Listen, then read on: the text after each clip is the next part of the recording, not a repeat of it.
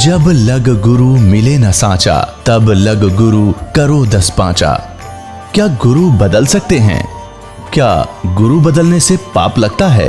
अध्यात्म के इस मैदान में आखिर सही गुरु कौन है? गीता जी में वर्णित तत्वदर्शी संत कौन है? इन सभी प्रश्नों के उत्तर जानने के लिए अवश्य सुनिए जगत गुरु तत्वदर्शी संत रामपाल जी महाराज के मंगल प्रवचन। तो इस प्रकार कहते हैं कि ओसा प्यास न भाग ही, और जब तक दसै नि आब, यानी ये डट के भक्ति और दान धर्म नहीं करोगे तब तक आपकी तृप्ति नहीं हो सकती। ओस चाटने से प्यास नहीं बुझ सकती। इसी प्रकार जो साधना है, आप छोटे मोटे धर्म करते रहे, उनके आधार से फिर स्वर्ग में चले गए। अब स्वर्ग यहाँ पुण्य थोड़े होते हैं, पाप गड़े। पाप तो अपने आप हो जाते हैं। करोड़ कहते पृथ्वी ऊपर पग जो धारे, और करोड़ जीव एक दिन में मारे। ये तो आप पर मरण लग रहे। और जब तक परम संत से उपदेश नहीं होगा तो उनमें बचाव नहीं हो सकता, क्योंकि डुप्लीकेट लाइसेंस किसी ने बनवा रखा है, ड्राइविंग लाइसेंस, तो वो भी काम नहीं करे। जैसे आपको बहुत बार बताया है कि आपके दोनों अकाउंट इसलिए खुले हैं क्योंकि आपने उपदेश नहीं ले रखा। आप दीक्षित नहीं है, परम संत से, अधिकारी से आपकी दीक्षा नहीं है। जिस जैसे एक ड्राइविंग लाइसेंस होता है, चालक प्रमाण पत्र ड्राइवर का, और जिसके पास वो मान्यता प्राप्त है, यानी अधिकारी से बना हुआ लाइसेंस है, और वो सड़क पर जा रहा है गाड़ी लेकर, उससे कोई दुर्घटना हो जाती है तो वो 100% बरी होता है। 90%, 10% कुछ कारण देखा जाता है, जांच अधिकारी देखता है, भी कोई ब्रेक फेल हो गया या किसी और कारण से दुर्घटना हुई है, तो 10% चांस होते हैं उसको, वो भी कोई छोटी मोटी दंड दिया जाता है। नहीं तो 100% बरी है वो व्यक्ति जिसका ड्राइविंग लाइसेंस हो, क्योंकि ड्राइविंग लाइसेंस उसको दिया जाता है। पहले ड्राइविंग लाइसेंस देने वाला अधिकारी उसकी जांच करता है, गाड़ी चलवा के देखता है, वो फाइनल करता है, लिख कर देता है कि ये बिल्कुल ट्रेंड आदमी है, तो उसको दोष नहीं लगता उस दुर्घटना में हुई मृत्यु का। किसी व्यक्ति की मृत्यु भी हो जाती है तो फिर भी उसको दोष नहीं है, अपराध नहीं बनेगा। और जिसके पास लाइसेंस नहीं है और वो गाड़ी चला रहा है और लाइसेंस है तो डुप्लीकेट है, उससे दुर्घटना होगी, सीधा जेल होगी उसकी। इसी प्रकार जब तक हम परम संत से दीक्षित नहीं होंगे तो हम उस तरह हैं जिसके पास ड्राइविंग लाइसेंस नहीं है। और जिन्होंने नकली संतों से ले रखा है, दीक्षा ले रखी है, तो डुप्लीकेट लाइसेंस है। तो डुप्लीकेट लाइसेंस वाले दोनों को दंड मिला कर है, बनाने वाले को और उसको लेने वाले को। तो पुण्यात्माओं, दास एक तो कहता है, आज आप बुद्धिमान हो, शिक्षित समाज है, आप खूब आसानी से परख सकते हो कि गुरु सतगुरु कैसा होना चाहिए। परमात्मा का विधान है कि सतगुरु के लक्षण कहूँ, मधुरे बैन विनोद, और 4 वेद 6 शास्त्र वो कहे 18 बोध। तो इन सदग्रंथों का जानकार इस पृथ्वी पर हो आज के दिन, क्योंकि मेरे ज्ञान ने सुनकर चाहे कोई अटपट बना भी लियो, इससे पहले आपने खूब पता है, इन्हें कख भी नहीं पता भक्ति मार्ग का।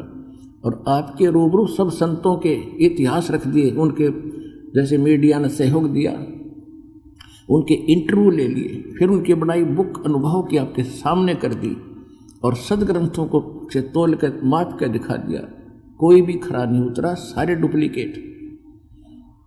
तो अंडरस्टूड हो जाएगा आपको हु इज गुरु।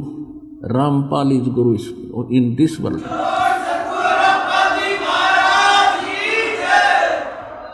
तो आपके अब बनेंगे वो कर्म, एक दान करोगे 1000 का फल मिलेगा आपको, 1 रुपये का। और फिर जब आपको यहाँ बुलाया जाता है, उसके लिए बताया परमात्मा की वाणी है, संत मिलन को चालियो भाई तज माया अभिमान, जो जो कदम आगे रखे ओहे यज्ञ समान।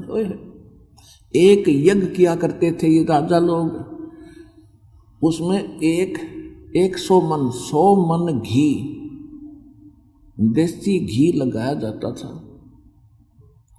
और 100 मन देसी घी लगेगा जहाँ पर कितनी तो उस पर सब्जी पूरी और हलवा खीर बनेगी, और कुछ उसमें से हवन में लगाया जाता था। तो कितना खर्च उसके साथ और होगा जहाँ 100 मन घी लगे। तो ये एक यज्ञ होती थी जिसमें 100 मन देसी घी प्रयोग करके और अनुष्ठान किए जाता। तो आपको वो पुण्य कोटक यज्ञ समान, आप वहाँ जहाँ से भी चले हो यहाँ तक इस सच्चे दरबार में दास के सत्संग सुनने के लिए, जहाँ से आपके यहाँ तक कितने कदम बनते हैं, चाहे आप रेल में हो चाहे किसी चीज़ में, लेकिन वो कदम काउंट होते हैं। कहते हैं संत मिलन को चालियो तज माया अभिमान, यानी इस भाव से आने वाले का, विनम्र भाव से, एक सच्ची श्रद्धा से अपने पद पोस्ट और धन के अभिमान को घर पर रखा हुआ है जब संत मिलन को चाले। और यहाँ ऐसे आवे जैसे बालक होते हैं, स्टूडेंट विद्यार्थी जाते हैं विद्यालय में, जहाँ भी उनको बैठने को कह दिया जाता वही पंक्ति बनाकर तुरंत बैठ जाते हैं। अध्यापक खुरकाते धमकाते भी हैं, ज्ञान भी सुनाते हैं, पढ़ाते भी हैं, तो उनको कोई ऑब्जेक्शन नहीं होता, किसी प्रकार का भी उनको कोई क्रोध नहीं, कोई अभिमान नहीं होता। तो ऐसे भाव से आने वाले भक्तों को वो लाभ प्राप्त होता है। तो कहते हैं संत मिलन को चालियो तज माया अभिमान, और जो कदम आगे रखे, यानी प्रस्थान करते हो जितने कदम पग यहाँ तक बनेंगे आपके, एक यज्ञ समान। और फिर ये भी अंदाज़ा लगा लियो कि आपको दास ने जो विधि बता रखी है अकॉर्डिंग टू द शास्त्र है। श्रीमद् भगवद गीता अध्याय नंबर 16 के श्लोक 23 और 24 में कहा है कि अर्जुन जो शास्त्र विधि को त्याग कर मनमाना आचरण करते हैं उनको न तो कोई सुख होता है, न उनको कोई सिद्धि प्राप्त होती है, और न ही उनकी परम गति होती है। तो फिर क्या फायदा। और इसलिए अर्जुन तेरे लिए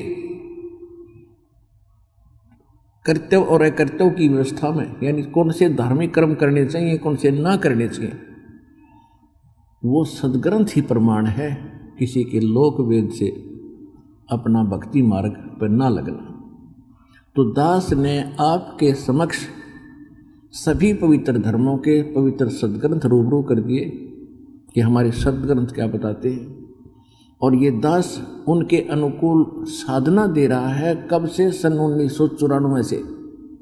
और दास ने पहले तो घर घर जाके सत्संग किए, पर क्योंकि हमारे पास वो मूल धन था, वो मूल ज्ञान था मुझ दास के पास, जो अभी तक छुपा के भगवान ने रखा था कि धर्मदास मेरी लाख दुहाई, ये मूल ज्ञान कहीं बाहर ना जाए। वो मूल ज्ञान और मूल मंत्र ये मुझ दास को परमात्मा ने 1988 में प्रदान कर दिए थे। 1994 में दास को इनके आगे दान करने का आदेश दे दिया था, यानी गुरुपद दे दिया था मेरे पूज्य गुरुदेव ने। तो 1994 से दास यही मंत्र इसी सतिथि से 3 समय में दिए जाते हैं मंत्र। पहला मंत्र, फिर जो पहले मंत्र की कुछ कमाई बन जाती है उसके बाद सतनाम, ये सेकंड मंत्र। और जब सेकंड मंत्र की खूब कमाई हो जाएगी, आप में दृढ़ता आ जाएगी, आप डगमग ना रहोगे, मालिक पर आश्रित हो जाओगे, उस समय आपको वो अनमोल खजाना सार शब्द आदि नाम, सार नाम वो फिर दिया जाता है। ये दास पहले से ही ऐसे दे रहा था। दास ने कबीर सागर भी नहीं देखा था, देख सचकर मान लियो, क्योंकि दास का एक भी वचन आप ये सोच लियो इसमें कोई असत्यता नहीं मिलेगी आपको। क्योंकि हमने दास को परमात्मा ने मूल ज्ञान दिया, जो कबीर सागर में भी कुछ वो अंश नहीं है, और उसकी पूर्ति गरीबदास जी की वाणी में है। इन दोनों से भी हट कर दो और मूल ज्ञान है वो दास को प्राप्त हुआ। तो उसके आधार से परमात्मा के आदेशानुसार दास वही आपको दीक्षा दे रहा था। फिर परमात्मा फिर घर घर जाते थे। इतनी सत्संग और पाठ हो गए कि हम घर घर नहीं जा सके। एक एक दिन में 6-6 जगह पाठ प्रकाश करना पड़ गया। फिर हमने बच्चों ने भक्तों ने भक्तों को परमात्मा ने प्रेरणा की, एक आश्रम बना लिया करौथा गांव में, जिला रोहतक के। तो वहाँ हम फिर सब सामूहिक पाठ एक जगह करने लगे सबके जैसे अब चल रहे। ये सब परमात्मा की समय अनुसार प्रेरणा और परिवर्तन उन्हीं की कृपा से होता है। तो दास के मन में एक प्रेरणा आई कि हे परमात्मा, आपका ज्ञान सत्य, आपका नाम सत्य, आपकी भक्ति सत्य, लेकिन आपके सत्य को आपके अन्य बच्चों तक पहुंचाने के लिए जितने प्रमाण हमारे पास अब उपलब्ध हैं ये पर्याप्त नहीं है। क्योंकि पहले तो कबीर जी को परमात्मा मानना तैयार नहीं। ठीक है, जो हमारी शरण में आ जाते थे, भगवान सबका दीक्षा लेते थे, उनको सुख हो जाता था, वो तो होना ही था। तो वो तो टिके रहते थे कुछ दिन, और उनको 2, 3, 4 ऐसे लाभ भी हो गए, एक ना होया तो फिर डगमग हो जाते थे, क्योंकि उनको ज्ञान नहीं था। तो यह समस्या दास के सामने आने लगी कि परमात्मा, यदि इन वेदों ग्रंथों में और आपकी महिमा मिल जावे तो आपके बच्चे आपको आसानी से पहचान सकते हैं, और इसका कोई विकल्प नहीं। क्योंकि आप 600 वर्ष पहले आए थे, आपने 64 लाख परिवारों के लोगों के भक्तों के दुख दूर किए थे, और आपके चेले बन गए थे। आपने एक लीला करी थी और सब भाग गए थे। तो परमेश्वर ने कहा था कि ज्ञान संपूर्ण हुआ नहीं और हृदय नहीं छिदावे, कि देखा देखी भक्ति का वे रंग नहीं ठहरावे। जब तक ज्ञान संपूर्ण नहीं होगा और हृदय में यह खटक नहीं लाग जाएगी कि इसके अतिरिक्त कोई ज्ञान नहीं पृथ्वी पे, तब तक दाता आपकी शरण में जीव नहीं टकेगा। तो उस दिन के बाद ऐसी प्रेरणा करी दास को परमात्मा की एक वाणी याद आई कि वेद मेरा भेद है, मैं ना मिलूं वेदन के माही, और जौन वेद से मैं मिलूं ये वेद जानते हैं। एक के बाद पर्याप्त थी मेरे लिए कि परमात्मा ने कहा कि वेदों में मेरी महिमा का गुणगान है। अब वेद हमने कभी देखे भी नहीं थे, सुने थे। हमने गीता तो खूब पढ़ी थी, देखी थी। तो दास ने सबसे पहले देखा कि वेदों का सारांश, ये संत जन बताते हैं कि श्रीमद् भगवद गीता वेदों का सारांश है, संक्षिप्त ज्ञान है। तो मैं गीता में देखता हूँ। अब जब श्रीमद् भगवद गीता को देखा, ओ तेरा बुलाओ ये बंदी छोड़े, सारी महिमा परमात्मा की रखी। गीता ज्ञान दाता कहता है मेरे से कोई अन्य और परमात्मा है जो समर्थ है, सर्वशक्तिमान है, उसकी शरण में जाने से तुम्हें परम शांति होगी। तो मेरे धरती पर कहीं कहीं कदम टेके, कलम उठाई, गीता को नए सिरे से फिर अनुवाद किया, तो आज आपके पास गहरी नजर गीता के रूप में विद्यमान है। और बड़ा आश्चर्य हो रहा था दास को कि अनुत्तम माने इन नकली अनुवादकर्ताओं ने श्रेष्ठ कर रखा। अनुत्तम का अर्थ रख तेरा गजब हुई। बैड का अर्थ और कोई गुड लिखे, और फिर भी बुद्धि में नहीं आवा किसी के, क्योंकि हम तो विद्यार्थी थे, श्रद्धालु थे, और हमने उनको धर्मगुरु मान रखा था जिन अनुवाद कर रखा था। तो हमारी बुद्धि उस पर काम नहीं कर रही थी कि इसमें कुछ विवेक करें कि अनुत्तम को अति उत्तम कैसे लिख दिया। वर्जमाने जाना होता है, इन्होंने आना कर रखा था 18वें अध्याय के 66वें श्लोक में, और 7वें अध्याय के 18वें श्लोक में अनुत्तम शब्द को अति उत्तम कर रखा है। और जब गीता जी का अनुवाद कर दिया, फिर दास के मन में आया कि इन वेदों को भी लाएं, कहीं से मिले। तो वेद लाए। उन वेदों में इन्होंने अनुवाद गलत कर रखे, अधिकतर 90% गलत अनुवाद कर रखे, क्योंकि अनुवादकर्ताओं का दृष्टिकोण रहा है लोक वेद, और लोक वेद के आधार से भगवान को निराकार माना जाता है, और वेदों परमात्मा सह शरीर, उसका नाम कबीर है, और वो एक स्थान पर रहता है, वहां से गति करके आता है। तो उसके बाद दास की खुशी का ठिकाना नहीं रहा। और फिर ये पुस्तकें बनाई, सीडी बनाई और भगत समाज में प्रवेश की। तो जो भी सुना था वो चक्कर काटता हुआ था, हो तेरा गजब भैया, ऐसा ज्ञान हमारे सदग्रंथों में, हे भगवान, जैसे सपना सा टूट गया हो ऐसा हमारी स्थिति होगी। और आज आप देख लो कितना उम्र उम्र का परमात्मा के बच्चे इस सत्य ज्ञान को समझकर आ रहे हैं। तो प्रसंग चल रहा है कि जब तक हम परमात्मा की शरण में नहीं आते हैं तो हम अपना केवल निर्धारित यानी अपना कर्म ही भोग रहे होते हैं जो हमारी किस्मत में लिखा हुआ होता है। और किस्मत बनती है आपके संग्रहित संचित कर्मों से कुछ पुण्य और पाप निकाल कर एवरेज से, जिसके पाप गणे हैं उसमें तो पुण्य घड़े पापों की रेशो ज़्यादा आपके जीवन में, पुण्य है उन पुण्यों की रेशो कुछ आपके जीवन में, दोनों मिलाकर प्रारब्ध यानी किस्मत यानी एक जीवन बना दिया। तो जब तक आप परमात्मा की शरण में नहीं आते हो तो यही कर्म भोगते हो। अच्छा, अब पर प्रसंग चल रहा है कि गुरु बिन माला फेरते गुरु बिन देते दान। अब गुरु बिन दोनों निष्फल हैं, थे पूछो वेद पुराण। पहले परमात्मा स्वयं आए थे, हमें खूब सुख दिया, आशीर्वाद से हमें तृप्त किया, क्योंकि उसको मालूम था कि ये टेक तो नहीं सकते, पर इन्हें इतना तृप्त कर दूं, इनको 10-20 मनुष्य जीवन तो मिल जाएंगे, कुत्ते गधे की सूर की योनियों में तो ना जाएंगे। और फिर संभाल लिए। अब जैसे ऐसे समय में आपका जन्म, ऐसी तरफ कोई कहीं जा रहा था, कोई नीलकंठ पर, कोई केदारनाथ पर मर गए बेचारे परमात्मा पाने के लिए, और कोई अमरनाथ की यात्रा पर जाते हैं, वहाँ भी मारे जाते हैं, और नहीं भी मरते हैं तो डले ठोकर वापस आ जाते हैं, क्योंकि ज्ञान के बिना। तो कहने का भाव ये है कि परमात्मा ने आपको उस समय इतना चार्ज कर दिया तो आपको मनुष्य जीवन मिलते हुए आ रहे थे, फिर संभाल लिया एन समय पर। तो प्रसंग चल रहा था कि आप एक विचार कीजिएगा, आपसे कितने पुण्य और विधिवत कराए जा रहे हैं, अकॉर्डिंग टू द सदग्रंथ करा रहे हैं, और उसके बाद भी आपका उभारा धीरे धीरे बिल्कुल बहुत स्लोली हो रहा है, आपका उत्थान हो रहा है। ये तो दास को मालूम है आप में कितनी परमात्मा की कृपा हो रही है आपके घरों में।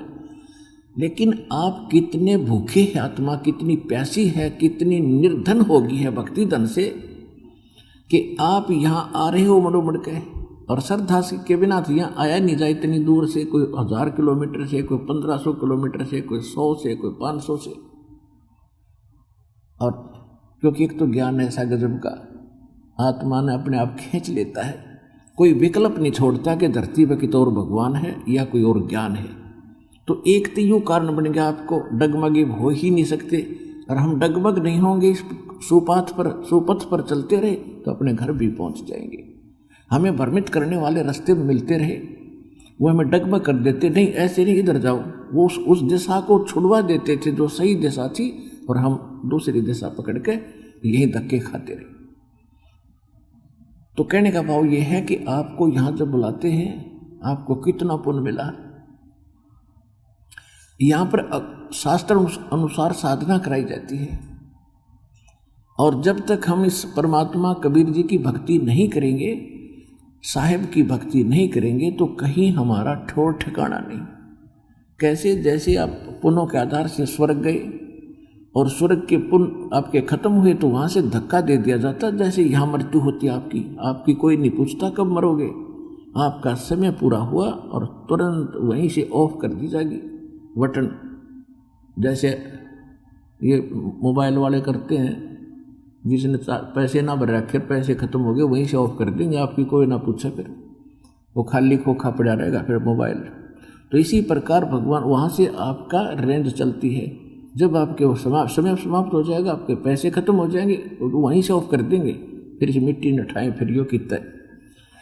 तो कहने का भाव ये है कि पुण्य स्वर्ग में खाए, वहाँ से धक्का मारा चलो नरक में, नरक के समय पूरा किया, फिर चलो पृथ्वी पर गधा बनो, गधे का समय पूरा हुआ फिर कुत्ता बनो, कुत्ते का समय पूरा हुआ चलो सूअर बनो, और फिर ऐसे सब कुछ भोग भाग कर फिर आ गया फिर मनुष्य बनो। क्योंकि एक परमात्मा ने दया कर रखी है कि एक मनुष्य जीवन तो मिले ही मिलेगा, और उसमें फिर हम यही डले फिर ढूंढेंगे क्योंकि ज्ञान नहीं हमारे पास। तो ये चलो चलो मिटेगी। बिन साहेब की बंदगी कई ठोड़ ठिकाना ना। बिन साहेब की बंदगी, साहेब कौन? भगवान, राम, अल्लाह, खुदा। वो कौन है वो राम?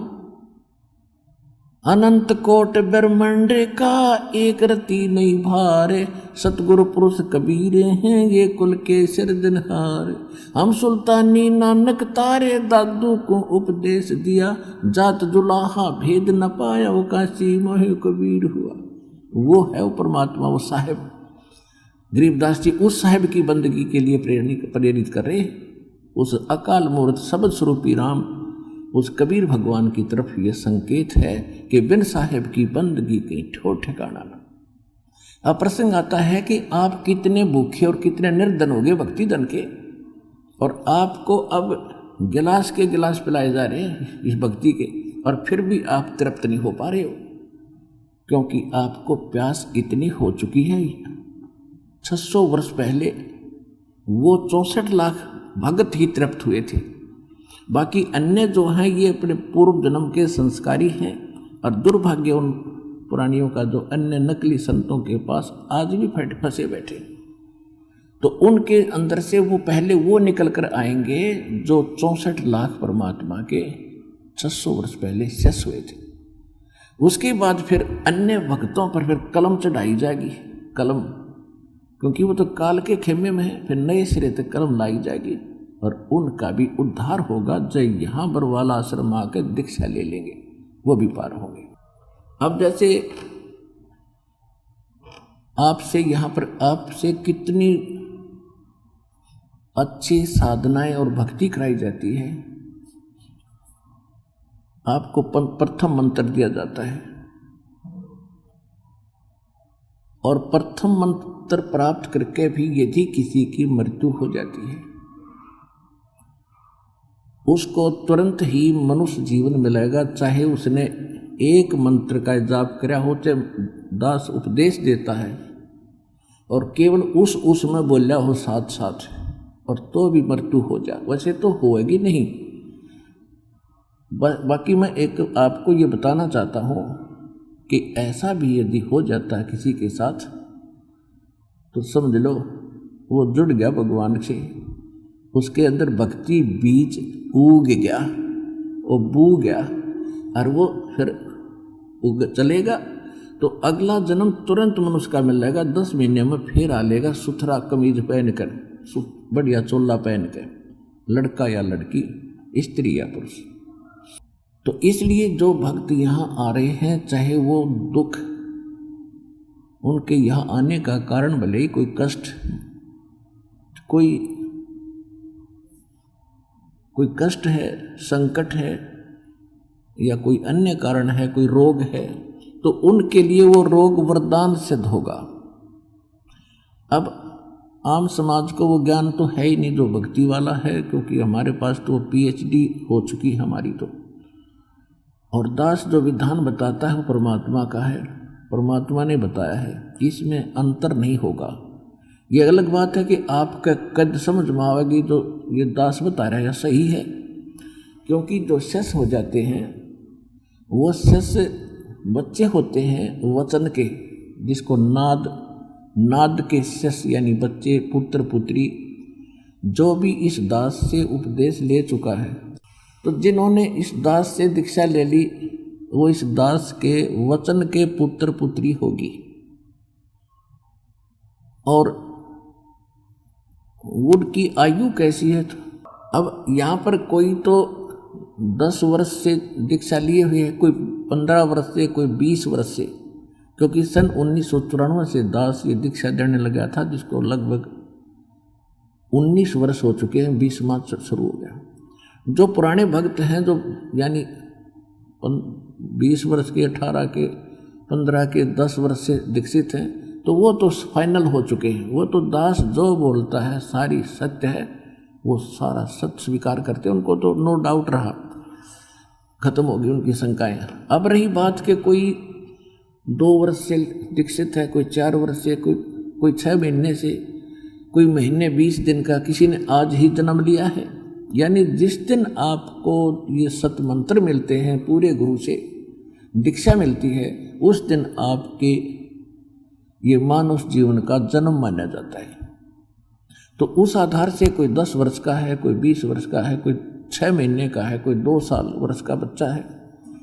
तो छोटे बच्चों को जो दास बता रहा है, यानी कम समय से हमारे से जुड़े हुए हैं, वो छोटी उम्र के बच्चे हैं, तो उनको जो दास ये कथा बता रहा है, ये विधान बता रहा है, बेशक उनको ये बात अभी समझ में नहीं आ रही, लेकिन उनके हृदय में इतना अवश्य है कि गुरु जी जो कह रहे हैं ये गलत नहीं हो सकता। जैसे एक छोटा सा बच्चा होता है और वो पेन उठाकर खड़ा हो जाता है, पूछता, कहता है पापा ये क्या है? तो पिताजी कहता है बेटा पेन है।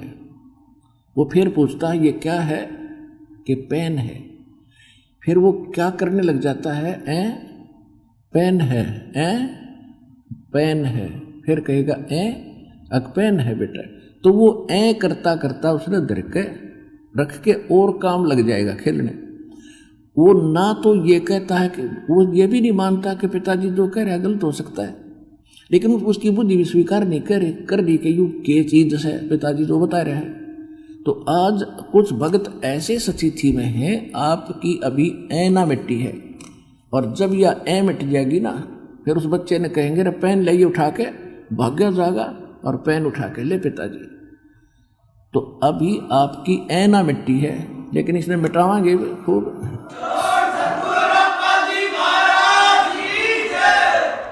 तो देखो पुण्यात्माओं, ये सतलोक आश्रम वाला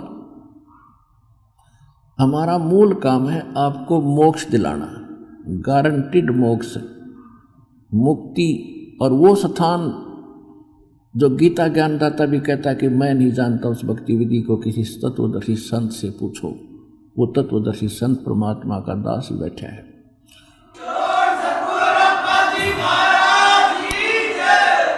कौन सा? श्रीमद् भगवद गीता अध्याय नंबर 18 के श्लोक नंबर 62 में कहा कि अर्जुन तू सर्व भाव से उस परमेश्वर की शरण में जा, यानी मेरी भक्ति भी छोड़ छाड़ दे, सर्व भाव से उस परमेश्वर की शरण में जा जो गीता ज्ञानदाता से अन्य है, और उसकी कृपा से तू परम शांति को और सनातन परम धाम को प्राप्त होगा। गीता अध्याय नंबर 15 के श्लोक नंबर 4 में कहा कि अर्जुन जब तत्वदर्शी संत की प्राप्ति हो जाए, फिर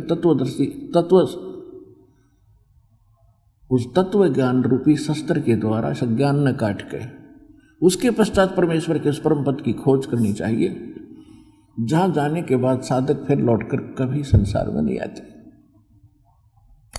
और जिस परमेश्वर ने सब ब्रह्मांडों की रचना की है, और केवल उसी की भक्ति कर और उसी की शरण में रहे, तो वो कौन है? वो आपको बता दिया, अंत कोट ब्रह्मांड का एक रत्ती निभार सतगुरु पुरुष कबीर है, सब के सृजनहार। और कौन वो कबीर? हम सुल्तानी नानक तारे दादू को उपदेश दिया, अर्जात दुल्हा भेद निभाया, काशी माए कबीर वो धानक वो दुल्हा, वो है वो सारी सृष्टि रचनार। अब वो स्थान मिल जाएगा आपको इस सतलोक आश्रम पर वाला में। तो हमारा जो मूल उद्देश्य है, या कोई आओ चाहे मत आओ, हमारा उद्देश्य है आपको काल के जाल से छुटवा के फॉर एवर सुखी करना, सदा के लिए सुखी करना। और आप आते हो यहाँ केवल कोई रोग है, ये भगवान रोग दूर हो जाए, किसी को कोई अन्य टेंशन है, कोई अधूरा काम रह रहा है, किसी की बेटी का विवाह नहीं हो रहा है, किसी का काम नहीं चल रहा है, आप तो केवल ये मांगने आते हो। और ये तो हम आपको रूंगे में देंगे, रूंगे में, यानी फ्री ऑफ कॉस्ट।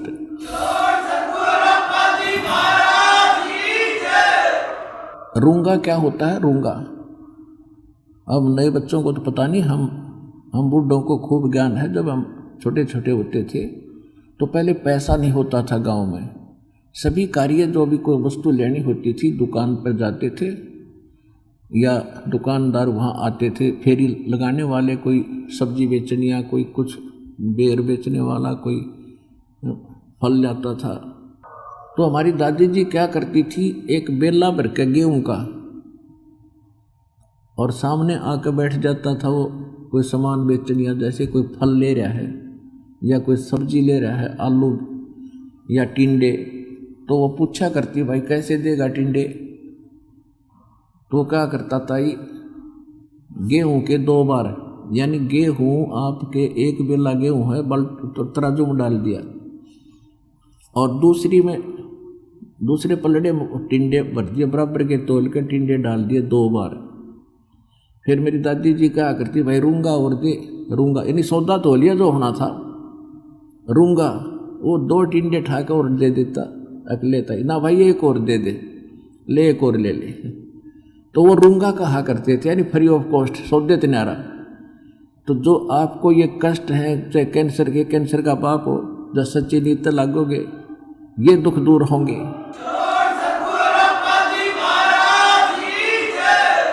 जब आपको सिद्ध कर दिया कबीर इज गॉड, और गॉड के नहीं कर सकता, भगवान सब कुछ कर सकता है, लेकिन आप उससे फल प्राप्त करने के लिए लाभ प्राप्ति के योग्य बनना पड़ेगा। सतगुरु के दरबार में भाई कमी कहे की ना, हंसा मौज ना पावता, कोई तेरी चूक चाकरी मार। अब ये भी देखते हैं, आप सुनते इंटरव्यू, आशीर्वाद से ठीक हो गए, घर पे ही प्रार्थना की थी, नाम भी ना लिया, वहीं से मालिक पहुंच गए और वहीं से सुख देने शुरू कर दिए। और तो कई कह रहे हैं मैं 4 बार आ लिया जी, कुछ राहत नहीं मिल रही, तो बताओ उसने के जवाब दूंगा, भाई हो जाएगा, लगा रहे। इसके भी 2 कारण होते हैं। जैसे एक तो दीर्घ रोगी हो, डॉक्टर के पास जाता है, डॉक्टर उसको एडमिट भी करता है और लगभग 6 महीने का ट्रीटमेंट करना पड़ता है, तो वो स्वस्थ होता है, लेकिन हो जाएगा कि वो ट्रीटमेंट सही है और एक इंजेक्शन और 2 टेबलेट में ठीक हो गया। ये वो नौके जी मैं क्यों ना ठीक हो यार, वो तो एक कबर आया स्वस्थ हो गया।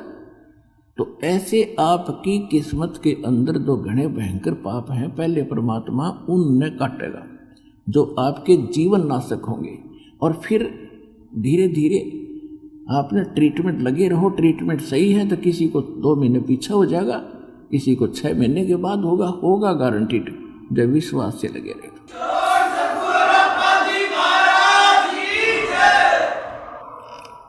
तो परमात्मा ने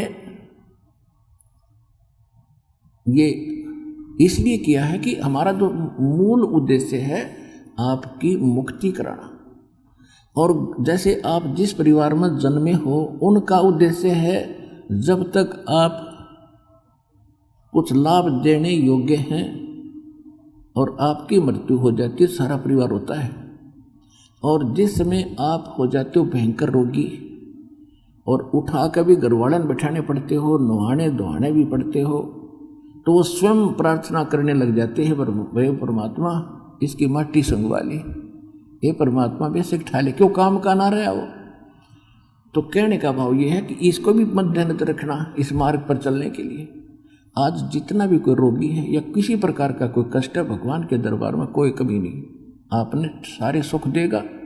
पुत्र नहीं तो पुत्र देगा, आँख नहीं है तो आँख भी देगा, धन नहीं है धन देगा, और आपका रोग भी दूर करेगा। लेकिन उद्देश्य क्या है मालिक का, ये भी समझ लेना। अगर आप उस पर खरे नहीं उतरोगे, मोक्ष कराने का उद्देश्य आपका नहीं होगा, तो फिर आपको वो थोड़ा बहुत जैसा करोगे वो मिल जरूर जाएगा, लेकिन ऑल इन वेन रहेगा, व्यर्थ हो जाएगा।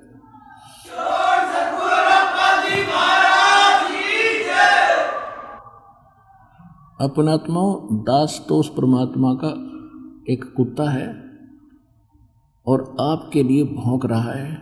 आप धनी हो उस, और आपको जगाने के लिए बार बार प्रयत्न कर रहा हूँ, और जो जाग गया इस मार्ग पर लाग गया, बेड़ा पार हो जाएगा, उसका सारा धन बच जाएगा और सदा सुखी रहेगा।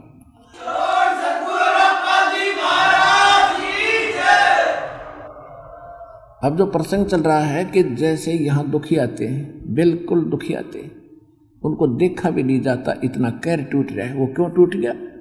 अगर वो आज देखो 600 वर्ष पहले परमात्मा ने धर्मदास जी से बताया था कि मेरी और इस काल की प्रथम सतयुग में वार्ता हुई थी, और इसने मेरे से वचनबद्ध करके ये कहा था कि 3 युगों में जीव ना ले जाना दाता वापस, और चौथे युग में आप कितने ले जाना।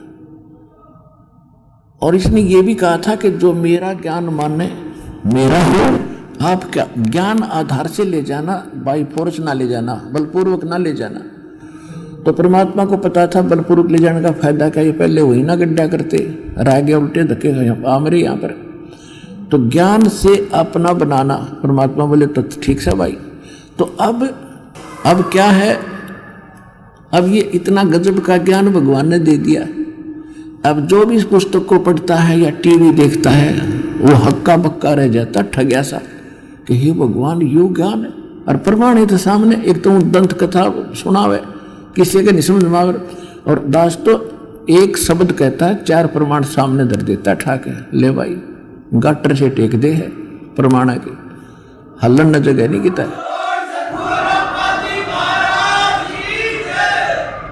तो फिर वो इतने गदगद हो जाते हैं, क्योंकि काल की बेड़ी घनी है हमारे, कोई लोक लाज की, कोई धर्म की, कोई बहन चाहती है तो मर्यादा घर के नहीं आने दे, कोई बूढ़े का प्रेरणा बड़ी है तो बच्चे नहीं जाने दे, कोई बालक का प्रेरणा होती है माँ बाप बाधा कर देंगे।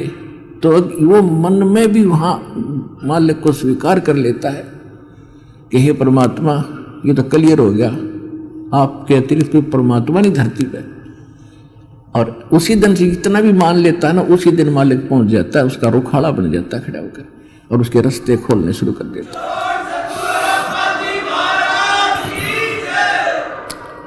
लेकिन आना पड़ेगा यहाँ पर, लियाओ भी वही के, कोई कारण बड़ा होगा फिर अपने बच्चे का। जब उसका हो गया हृदय से ये चाह लिया, आत्मा ने जब मान लिया कि कबीर इज गॉड, फाइनल हो गया, तो फिर उसका काम हो जाए शुरू, वो कैसे बंधन काटेगा और कहाँ कैसे आपको यहाँ पहुँचाएगा, किसी कारण से भी।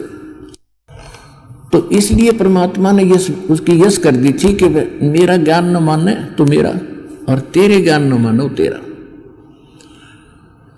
अब देखो परमात्मा चाहते हैं कि आपका मोक्ष हो, असंग जन्म होगे आपको इसी प्रोसीजर में, कभी पशु बने, कभी पक्षी बने, मनुष्य बने, राजा बने, देवता बने, और फिर गधा बने। ये कर्म खत्म नहीं हुआ अभी तक।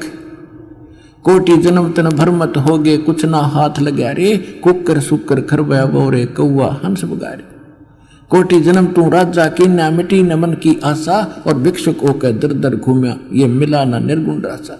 इधर कुबेर ईश की पदवी ब्रह्मा वन धन राया, और विष्णुनाथ के पुर को जाके तो फिर भी उल्टा आया। कहते विष्णुनाथ के पुर को वहां जाके फिर वापस आया। असंग जन्म तन मरत्या होगे, जीवित क्यों ना मरे रे, और 12 दर मद महल मठ बोरे, फिर बोर ना दे धरे रे। दो जग भ्रष्ट सभी ते देखे, राजपाट के रसिया, और 3 लोक से तरपत नाही, ये मन भोगी कसिया। कहते सतगुरु मिले तो इच्छा मिटे, पद्मल पदे समाना, और चल हंसा उस लोक पठाऊं जो आज अमर स्थान। 4 मुक्ति जहाँ चंपी करती, ओए होए उस सतलोक में, यहाँ की 4 मुक्तियों को बड़ी अच्छी माना जाता है, और ये तो अस्थायी है।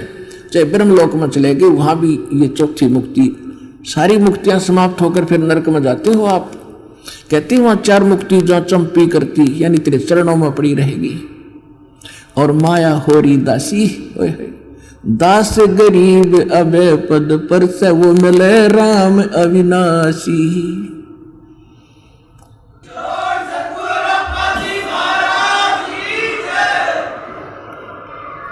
तो यहाँ आने वाले भक्त को ठीक है, कोई दुख में आता हो तो प्रथम बार आया, उसको पता ही नहीं बेचारे को, तो रोग कटाने आया है। लेकिन यहाँ आएगा सच्चे दिल से, सच्चे हृदय से, चाहे कितना भयंकर रोग है, तुरंत आराम उसी दिन शुरू हो जाएगा, घंटे भीतर उसको नाम दीक्षा लेते। और यहाँ कुछ अधिकतर ऐसे आते हैं कि चलते हैं देख आते हैं वहाँ क्या हो रहा है। सभी बता रहे हैं कि वहाँ ऐसा लाभ होता है, और एक बार देख आते हैं, चलो देखण आगे, ज्ञान सुन लिया, समझ में आ गया, नाम ले लिया, ठीक है। और वहाँ जाकर फिर कोई काल का दूत आवेगा कि इसका झाड़ा लगवा दो, वहाँ फलाने चल उसके पास ले चलो, झाड़ा लुआ दो। ये वहाँ ले जाएंगे, झाड़ा लुआ देंगे, हमारा कनेक्शन खत्म। और झाड़ा तो कुछ होना नहीं था। यहाँ पर ऐसे सैकड़ों भक्त इन 3 दिन के अंदर दास को भक्तों ने मिला कि ये इसका कैंसर थी यहाँ मुंह में, और ठीक हो गया था। और ले जाके इसने किसी ने बका दिया, झाड़ा लगवाया, उस दिन से फिर शुरू हो गया। ये मगा पड़ पाड़ में मर के कोई बात हुई है। जब यहाँ से राहत मिली और फिर भी ना टिका गया, तो ये यूं मार खाते हैं आप। इसलिए परमात्मा अपना हाथ उठा लेता है और खा ले धक्के, और फिर दोबारा देर से सेटिंग होती है। जब मालिक में विश्वास हो गया तो दास कहता है नाम तब लो जब आपका पक्का दृढ़ विश्वास हो जाए कबीर इज गॉड, और पृथ्वी पर कोई और जगह दिखाई ना दे। फिर देखना ये दास का यहाँ उद्देश्य क्या, 3-3 घंटे गला पढ़ाऊं, यही कि आपको पहले ज्ञान से परिपक्व करूं। ज्ञान संपूर्ण हुआ नहीं और हरदा नहीं छदाया, इस देखा देखी भक्ति का यो रंग नहीं ठहरा। ये देखा देखी आते हैं, फलाना ठीक हो गया हम भी चलते हैं, आ तो गई, लेकिन मर्यादा पर टेको और फिर देखो परमात्मा के हाथ है, फिर देखो सुखमा लिख के रोज नए नए। तो इसलिए दास आपको पहले मर्यादा बताता है और मर्यादा के बाद आपको दीक्षा दी जाती है। स्वीकार्य है तो लो, ना और दृढ़ता से ज्ञान सुनो, फिर पक्के हो जाओ। जब लो आप ले लेते हो ऐसे देखेंगे तो भगवान भी देखेगा फिर ये तो बराबर की बात से अंडरस्टूड है।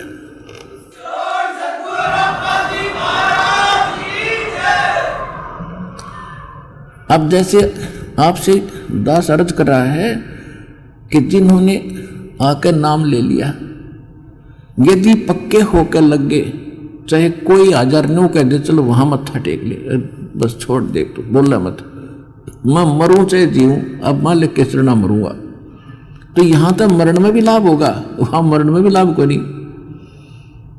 वैसे तो मालिक की शरण में आकर जीव मरेगा नहीं, चाहे 100 बार कवा लो चाहे 1 बार कवा लो, विश्वास करो इस बात पर। मरे हानि उसको होगी जो मर्यादा नहीं। यहां आए प्राणी को हानि उसको होगी जो परमात्मा की मर्यादा को भंग कर देगा। परमेश्वर का वचन है, जब लग हंसा हमारी आना, काल लगे ना तेरा बाना। कहते हैं काल, जब तक ये हंस मेरी आत्मा मेरी मर्यादा में रहेगी, मेरी आन कान में रहेगी, तब तक तेरा कोई अटैक नहीं हो सकता। और जब हम मर्यादा ही को छोड़कर बाहर चले जाएंगे तो फिर भाई काल है सारा। जैसे वर्षा हो रही है, बाहर ओले गिर रहे हैं और आप यहाँ शेड में बैठे हो, कोई नो प्रॉब्लम, और शेड से बाहर निकल जाए बालक तो सिर फोड़ देगा। वो ओले कूद पड़न लग रहे, ओले कट्टा लगेंगे जाते ही, तो यो कालते नरे ओले गिरे हैं, जहां भी आप जाओगे ओले पड़ दे पाओगे आपने। केवल एक बचाव का स्थान है तो कबीर परमात्मा की शरण है, इसने छोड़ते हैं फिर ओले हैं कितना जालियो।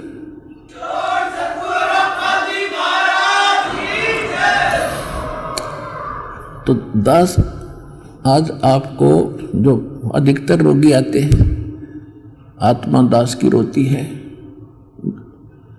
यहां तो रोने का समय नहीं मिलता, एकांत में जाकर मैं देखता हूं परमात्मा आपके बच्चों का क्या हाल हो गया है।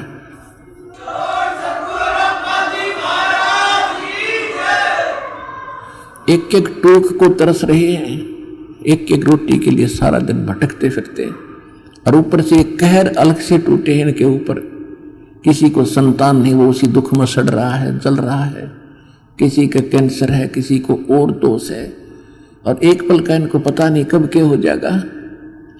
तो इस कारण से परमात्मा से अर्जी लगाता है दास कि दाता हम तो इसे निकम्मे हैं, और आपको ही मालूम है हम कितने कैसे अच्छे होते तो चले जाते अभी से, अच्छे भी आप बनाओगे, दृढ़ता भी आप ही लाओगे, तभी हम आगे बढ़ पाएंगे। फिर भी इतनी उसके बाद भी कोई मर्यादा ठीक नहीं रखता है और अपनी मनमानी करता है, फिर हमारी अर्ज भी फेल और भगवान भी मदद आपकी नहीं करेगी। तो सबसे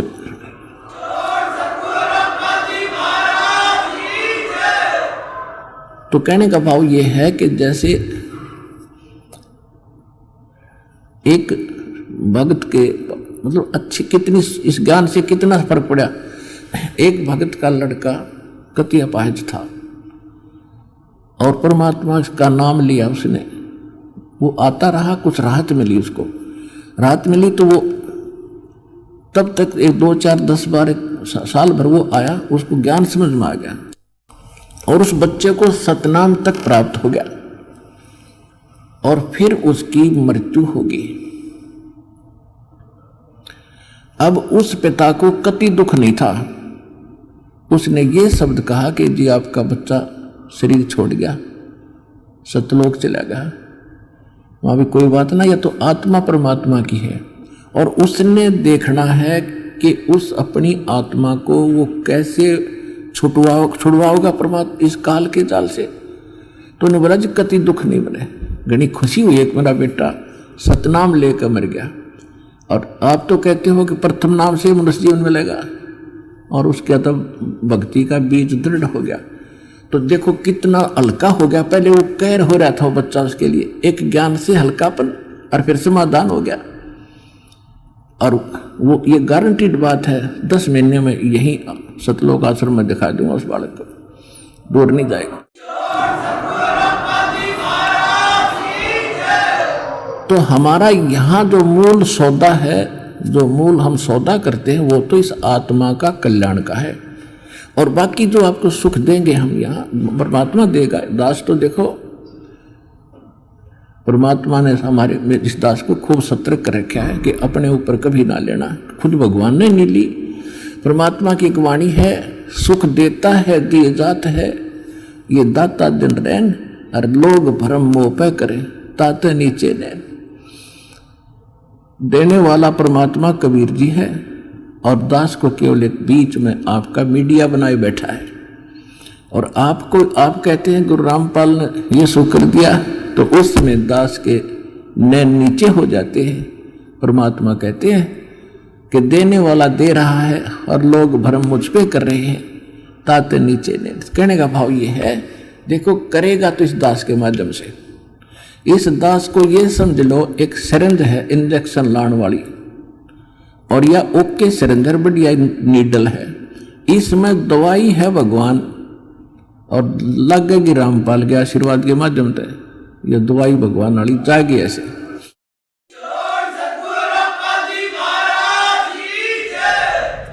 तो इस प्रकार आप जी ने पहले तो ज्ञान समझना चाहिए। ज्ञान के ऊपर दास ने जोर दिया है, भगवान का भी आदेश है कि घर घर देखो बोध विचारा, सत्य नाम सब ठोर उचारा। घर घर में ये ज्ञान की चर्चा चलेगी, शुरू होगी। जिस घर में आप जाओगे जाते भगवान के अतिरिक्त कोई चर्चा नहीं सारे दिन, ना तो कोई ताश बत खेला करता, कोई इधर उधर के गप्पे मारा करता, फलाने ने ऐसे कर दिया, धकड़े ने ऐसे कर दिया, ये गप्पे मारा करते घर बैठ के। आज हमें फर्स्ट टाइम है कोई, या तो सुबह का नित्यनेम, दोपहर की रामायणी, शाम की आरती, बीच में मंत्र, हमें इतना बड़ा सिलेबस दे दिया। हमने बकवाद करने का समय को नहीं, और समय मिलता है तो मालिक की चर्चा ही करते और कराते हैं। कितना अच्छा समय मिल गया। तो कहने का भाव ये है कि पहले इस ज्ञान को समझो और ज्ञान समझ के फिर भक्ति शुरू करो। चाहे कितना भयंकर रोग है, भगवान परमात्मा ने प्रसन्न कर लो। वो कैसे प्रसन्न होगा? जिस दिन वो प्रसन्न हो गया, वो तो सोने कैसी काया बना दे जीव की 1 सेकंड में। एक बार 350-360 के लगभग कोड़ी थे, कोड़ी, और कबीर परमेश्वर के पास काशी में उनकी सुनकर महिमा इकट्ठे चले गए। 5-7 गए पहले थे। बोला जी हम ऐसे दुखी है और ऐसे हैं। परमात्मा बोले भाई तुम वो सारे कोडियान बुला लो, जानो किसी ने, सारे ने जाना है कि उनको सबको बुला लो, पर एक बात है, तुमने भक्ति करनी पड़ेगी आजीवन, और भक्ति छोड़ दोगे ना फिर तुम्हें फिर हानि हो सकती है। कान पकड़े जी, कदे नहीं छोड़ेंगे और हम तो सदा आपके चरणों में पड़े रहेंगे। 360 कति कोडी चाम पड़ा था कट कट के, और परमात्मा ने आशीर्वाद मात्र से सारे 1 सेकंड में कति स्वस्थ कर दिए। कबीर भगवान ने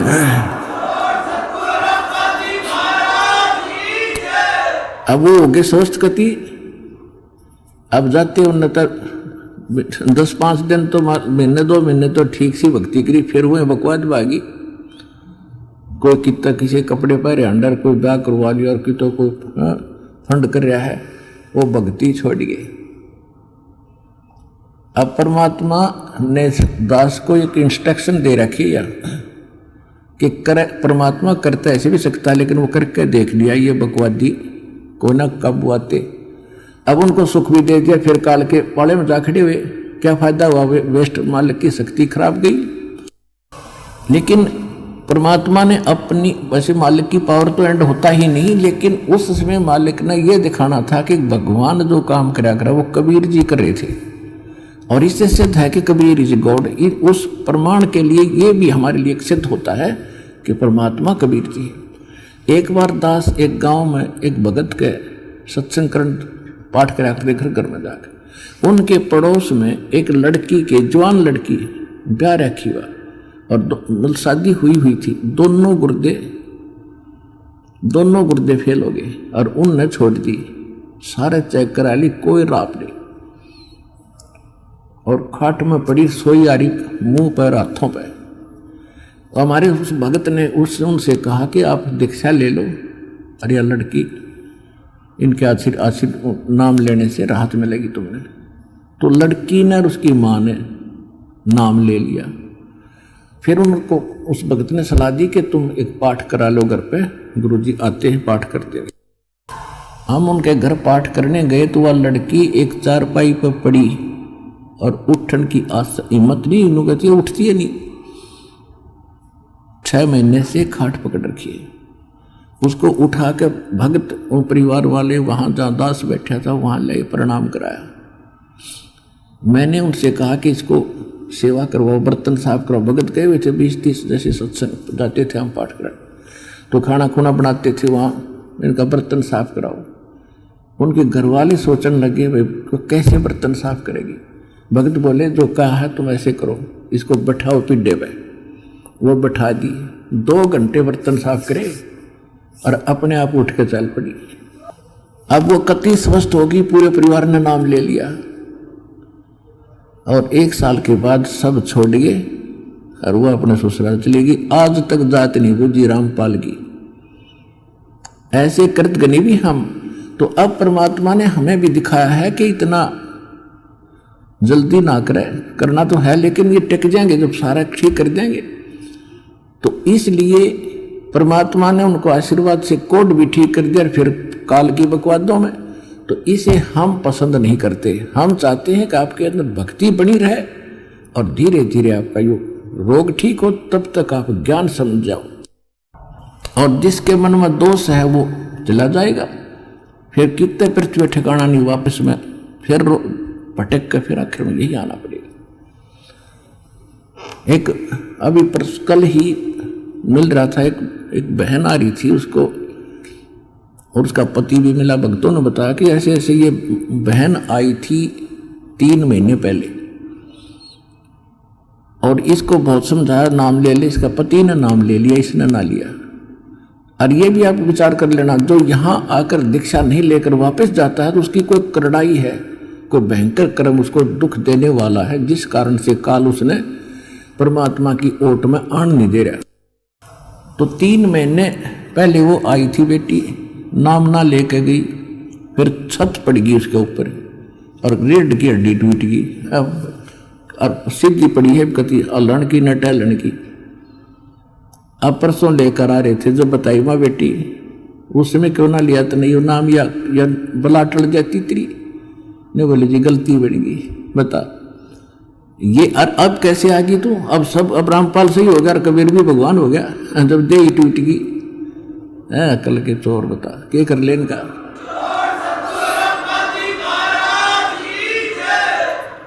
दुख में सुमरण सब करे, सुख में करे ना कोई। जय सुख में सुमरण करे तो दुख काहे को होवे। संत शरण में आने से आई टले बला। जय मस्तक में सूली हो वो कट्टे में टल जा। इस समर्थ परमात्मा की शरण में आने से यदि मौत भी हो, यानी सूली टूटना हो, तो कांटा लगकर ही बच जाता है। अब जो प्रसंग चल रहा है पुण्यात्माओं के दास, जैसे यहाँ सुनता है, कई भक्त आते हैं, ये ऐसे तो घने मिलते समय जो बोला जी कति घना ठीक हो गया, थोड़ी सी कसर रह रही है। मैं कहा यह कसर तो रखनी है सारे, मैं कहा यह ना रही ना तो फिर भाग जाओगे, वो काल के उसमें पाले में खड़े हो जाओगे जा करके। ऐसा नहीं, परमात्मा इतना दुख नहीं देने देगा आपको कि आपकी जान चली जाए। तो इसलिए परमात्मा भी कहते हैं, हमें संकेत करते हैं कि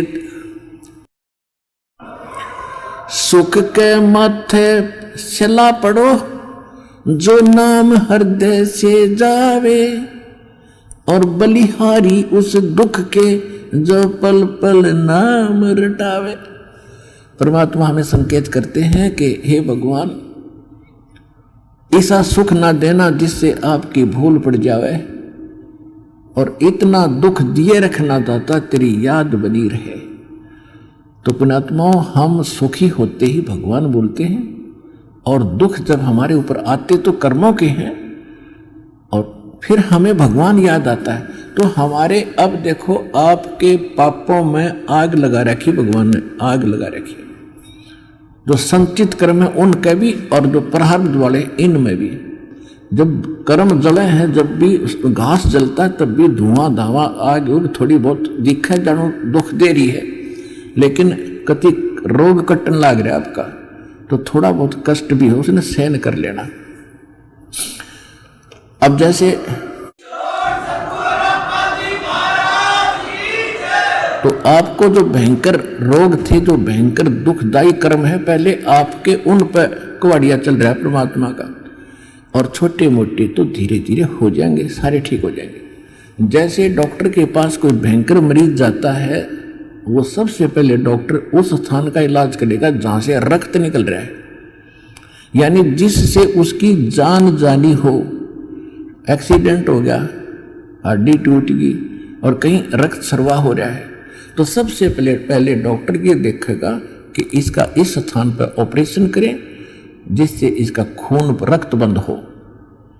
और वो रो रहा है, डॉक्टर साहब टांग में दर्द घना है, हाय मर गया, तो डॉक्टर उसने ना देखता कि उसने तो चिल्ला लड़ते थोड़ी देरी, तो फिर कर दूंगा ठीक, पहले ये रोग काटना, ये करना जरूरी है जिससे इसकी मौत ना हो जाए। तो परमात्मा आप ताए हुए एक दुख न ठीक कराने खातिर, और परमात्मा आपके वो पहले ठीक करेगा जिससे आपकी मृत्यु, जैसे आपकी मृत्यु निकट आएगी, समय आपका रहा नहीं, एक्सटेंड आपकी है नहीं आगे आयु, तो सबसे पहले उस कर्म को बढ़ाएगा आपको जिससे आपकी एक्सटेंशन हो। उसके बाद फिर सुखता दे जाएगा जब तक आप रहोगे शरण में। तो इसलिए आप विश्वास के साथ इस मार्ग पर लगे रहो, और जैसे दास कहे वैसे चलो, किसी की और बातों में आकर भगवान से दूर ना होना। आप सदा सुखी हो जाओगे, आपको सर्व सुख मिलेगा और मोक्ष मिलेगा। ये सुख तो रुंगे में मिलेंगे, फ्री ऑफ कॉस्ट मिलेंगे, और मूल सौदा आपका मोक्ष होगा, वो गारंटीड होगा।